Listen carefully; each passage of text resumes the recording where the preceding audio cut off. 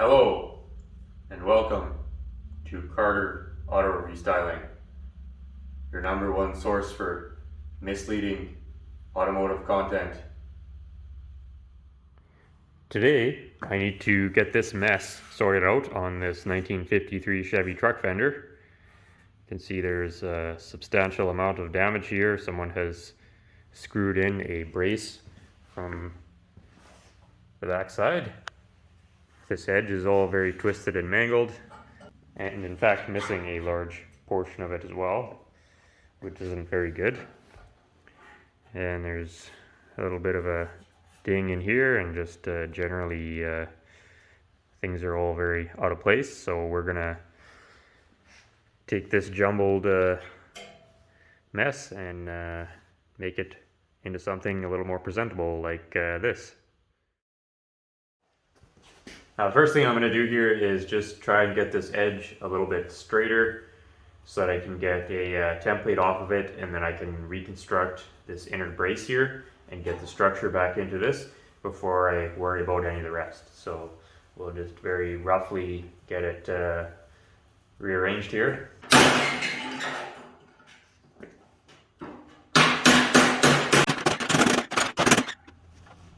Low hole through here, so I just want to bring that up because I believe it's kind of affecting this edge a little bit.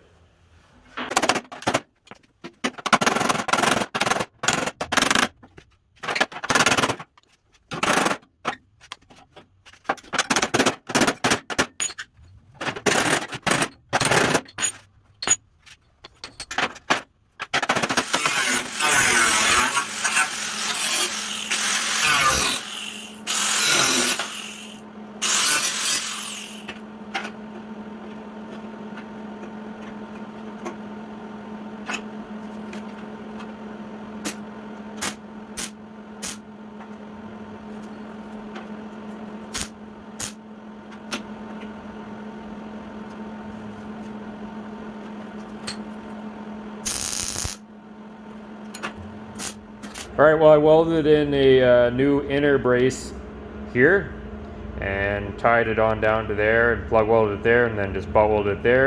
And I'm going to do a bit of an offset joint here just for extra strength. So the butt weld is here on the inner brace, and then I'm going to section in the outer piece around here, and then that'll just kind of offsetting it, kind of relieve some of the stress on this joint. Same thing down here, it goes down to here, but we're going to butt weld the outer piece onto here. So that should work out okay for us. I got this inner piece of galvanized tin that they had clobbered in here. We got that cut out. It looks like the metal is all basically solid. Well, from here up to about here is still good. There is a hole here, but we're just going to weld that up to simplify things, and we're going to make our patch so that it goes up to about here. There's a look from the outside here, so our patch is basically going to come down like this, across here, and maybe right up to about here. And that'll take care of a lot of this damage. The rest of this we'll just kind of hammer out, but the metal's not compromised there, and like I said, we'll weld up this hole. So let's get started on that. I'm going to get some of this nonsense cut out of here. This weld and all this garbage in here is just kind of holding things out of place.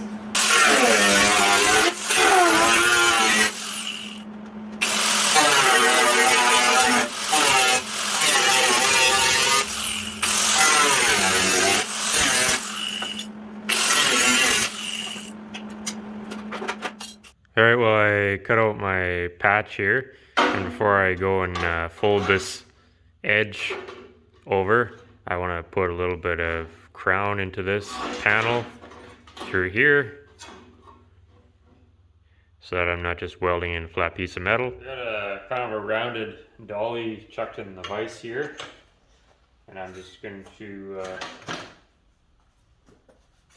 to aimlessly hammer on dolly like that, kind of all through this area here, just to give the metal some stretch and give it some crown, because there is a very slight amount of crown in the that panel there.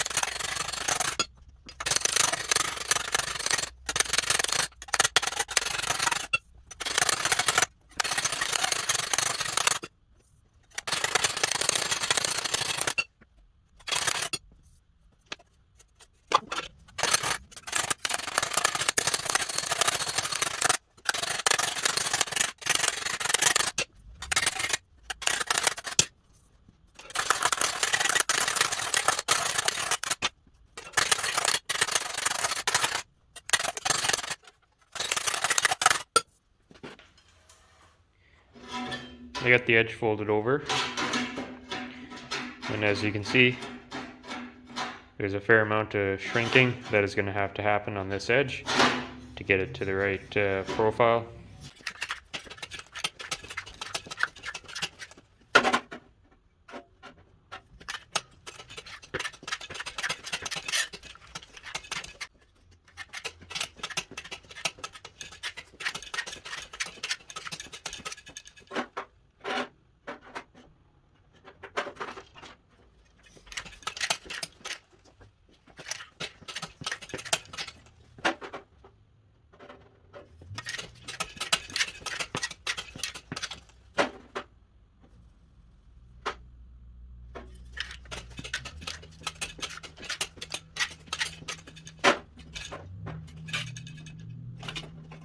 I got the edge all shrunk on this, and now I'm going to start tack welding it in.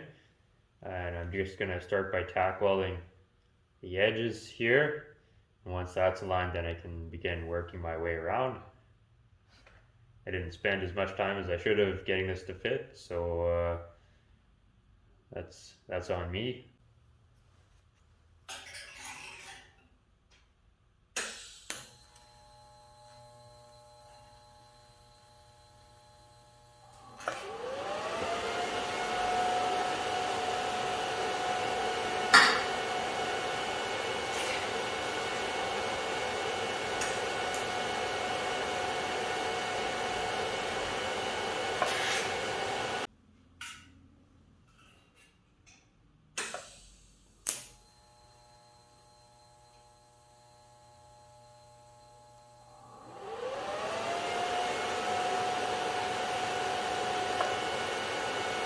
I'm going to go ahead and weld up these two edges now, and once I get this seam welded, I'm going to plug weld it to the inner brace.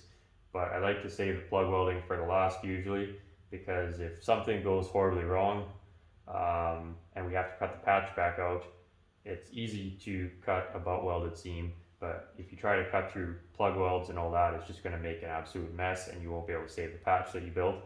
So we usually just say that for last. Things usually don't go horribly wrong, but you know, it's always good to plan ahead, because you never know.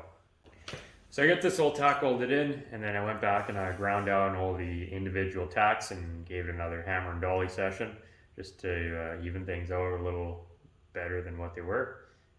And now I'm just going to weld the whole thing across all in one pass. When I'm TIG welding something and I've got full access, I don't care if it warps. There's always going to be warpage no matter what you try and do.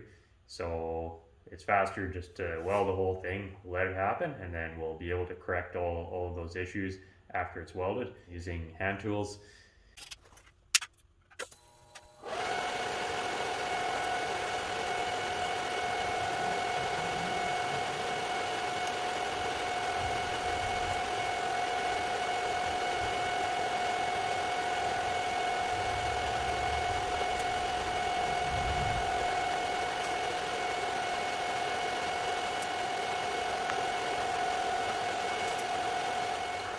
I got this all welded now. Not the prettiest weld. I didn't have the greatest of fitment, but our heat effect zone is fairly consistent all the way through, so that's okay, I guess. Now, some people like to planish the welds and then grind them down or whatever. I like to grind them down first and then planish them. I don't know, it just works better for me, but you can do whatever you like, I guess.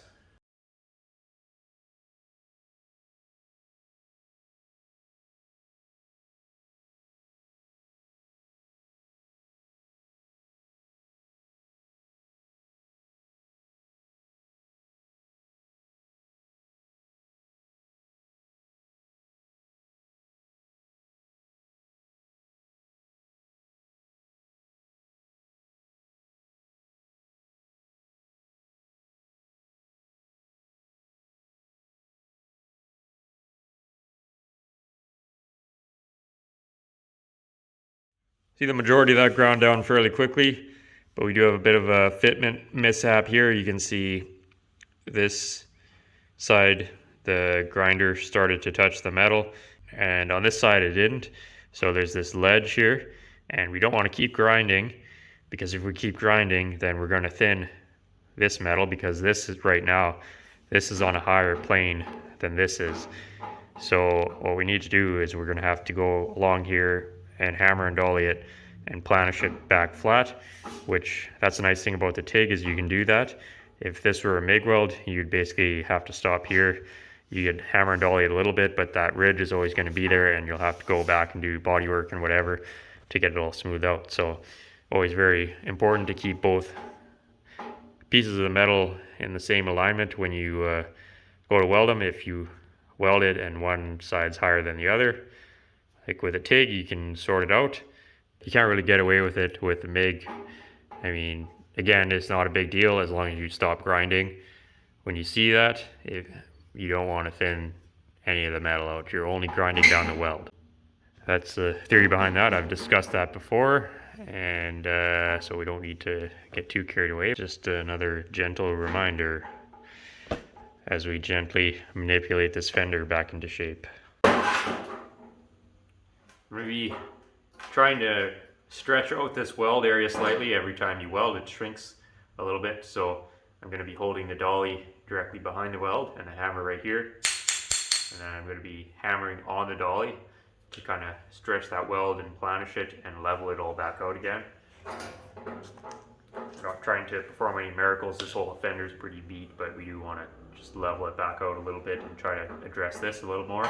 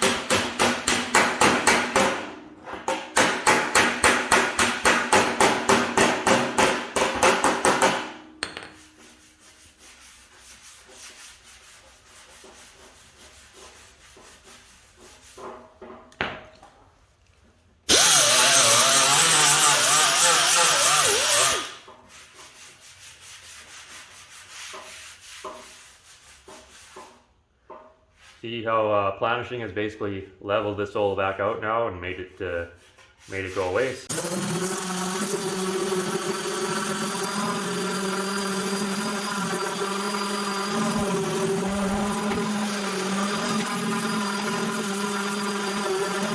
I should mention I don't have a good fender to profile this curve off of, so what I ended up having to do is I do have a box side, and the box side still has a line where the fender originally fit on, like a paint line or whatever, so I just use that as my template.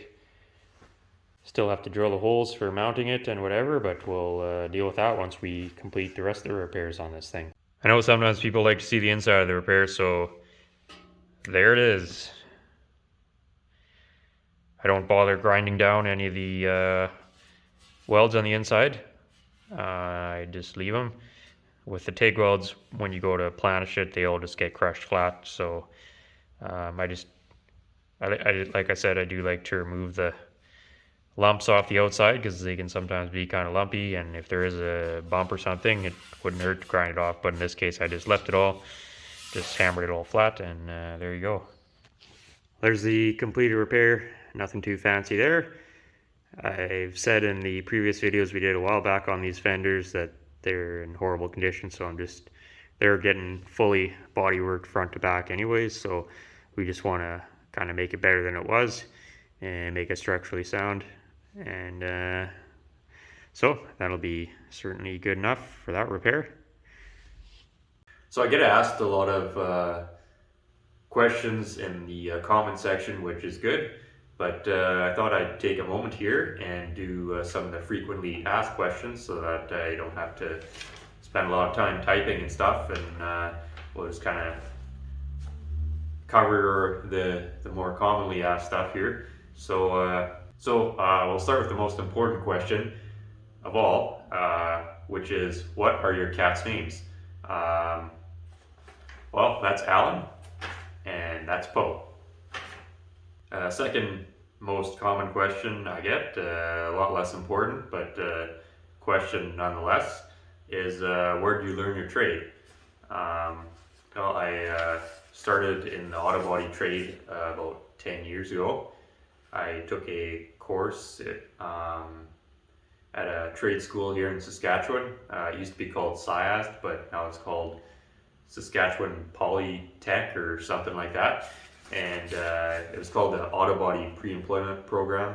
It was about a 9-month course, and they teach you everything from metalwork to welding to painting to glass to disassembly, reassembly, and basically it's kind of centered around collision and regular auto body stuff, but as with anything, all that kind of transfers over. So I would say, 90% of what you learn there is what I'm still applying to doing metalwork now and stuff. So I kind of looked back into it before I did this video here, and when I did it, the tuition was very reasonable compared to other trade schools, and I looked, and obviously everything's gone up in the past 10 years, but the tuition is still incredibly reasonable for the amount of education that you're actually getting. I know I've talked to some people in the States who know people who have went to the trade schools down there. I believe there's one called UTI and the other is called Wyotech, and they were kind of describing to me what they teach down there and how the whole thing works, and the courses there are like $30,000, which is absolutely insane. And for what they're being taught, from what I'm told, it sounds like a ripoff to me. So I'm very fortunate that we have this kind of program and stuff in Saskatchewan. But anyways, I'm rambling. So I did that course, which was about 9 months, and then I started out working in a body shop, just doing regular collision stuff. And I'm fortunate that wherever I've worked, they always just gave me enough rope to hang myself. So there's never anybody mentoring me or anything. I was just allowed to do whatever. So I kind of figured out that if you're stubborn enough, it doesn't matter how bad you screw up, you can always persevere through it and get to a reasonable repair. So I did collision for a few years, and then I ended up working at a hot rod shop, and I worked at a couple hot rod / restoration shops, which is where I spent most of my time. Anyways, I worked at a few various shops over the years, and in Canada they have an apprentice program for any trade you want to take. So once you complete that apprentice program, basically you work in the trade as an apprentice, and then you go back to school, and it's like a kind of a 4-year thing. So eventually I got what's called your journeyman's certificate, which basically means you're kind of certified to do work in the trades. So I got that certificate, and then just everything else I've learned has just been through working in the hot rod and restoration type shops. and just, we did everything from chopping to widening, narrowing, lengthening, all kinds of whatever ridiculous sheet metal work is. We just, there's never a question of whether or not you can do it. You just were told to do it and you did it. A lot of this is just, there's a mental roadblock there, but if that mental roadblock is taken away and you're allowed to just go for it, then anything's possible. So I learned a lot doing that. The one thing I haven't done yet is I've never sectioned a vehicle, which sectioning is when you take material out of the center of the car and then drop it down. So that's one modification that I still like to do, and I've actually got kind of an idea for a project here, which I'd like to get to soon, but we'll see. But anyways, I'm rambling on for way too long here, so hopefully that explains to some extent how I got to where I am. I also get asked a lot how long my repairs take, and I have to say that's kind of irrelevant because I still consider myself fairly slow as far as my speed. There's a lot of people that can do this way faster, and the last thing you should be worried about if you're restoring a vehicle is speed, especially when it comes to bodywork. I would say the majority of issues that people run into is because they're rushing through everything, or they rush through one step and then they take their time on the next step, but because they rushed the first step, then they're having all kinds of issues. So you really have to take your time. You want to get good and proficient first, and then worry about your speed. So don't worry how long something takes. If you stick with it, then eventually it'll come around. Like, metal is stupid, it doesn't know anything, so you can do whatever you want with it if you're stubborn enough. You just have to out stubborn the metal, is all that comes down to. So don't worry about how long something takes, just worry about how the finished product is, and you'll be a lot more satisfied, I think, in the end. If I bring you my vehicle, will you fix it for me? No.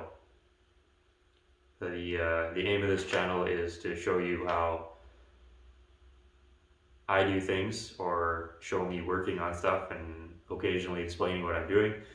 It doesn't really make sense to pay me to do something when I'm literally showing you all of my secrets here, and you can go out and buy all the cheap tools I have and just do it yourself and actually learn something. So that's just not something I'm interested in becoming involved with. So, but I'm flattered nonetheless.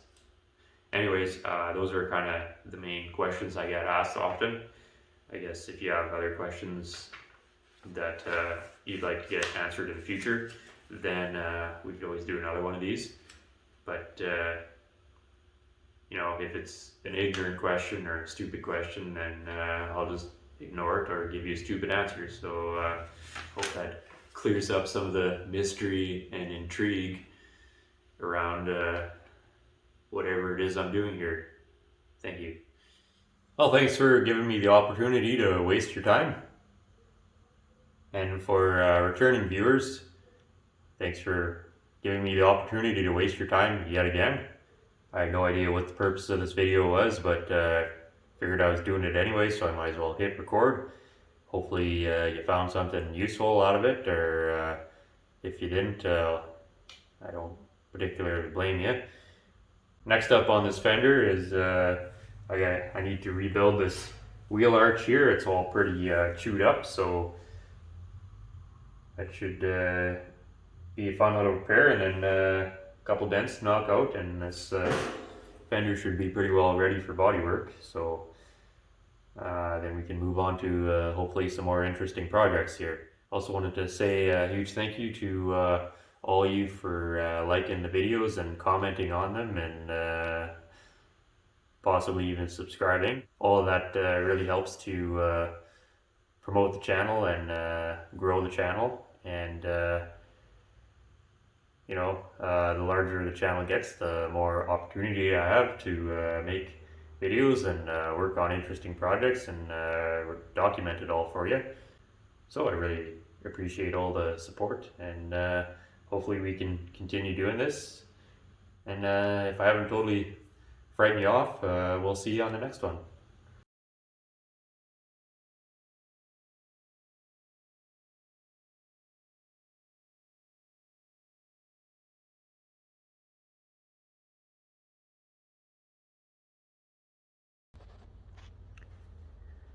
What did you think of this video?